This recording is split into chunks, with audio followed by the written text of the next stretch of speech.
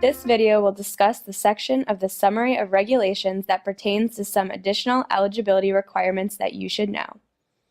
In the NCAA, your eligibility is made up of two parts: your time to be able to participate and your seasons, which are your opportunities to participate. Whichever of those that runs out first is what ends your eligibility. We've already talked about your opportunities, so now let's focus on your time.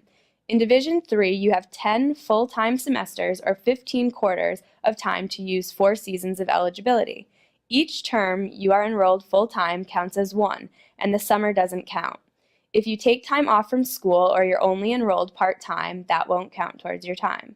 If you are full-time at any point during that semester or quarter, even if it's only for one day, that will count as a full-time semester or quarter.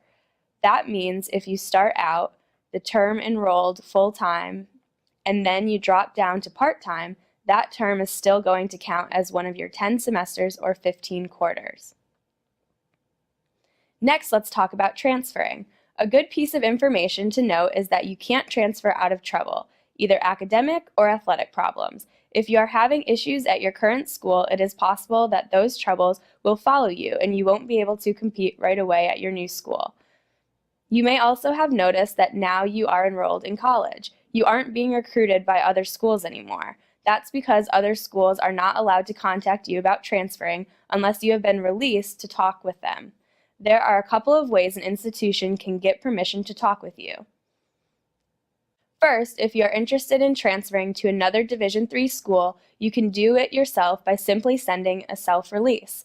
This self-release gives you 30 days of privacy to talk to another institution about transferring without having to notify your current school. Complete the form, date it, and send it to the institutions where you are interested in transferring. The second way involves a situation where you are interested in transferring to a Division I or Division II school. In this instance, you can't use the self-release.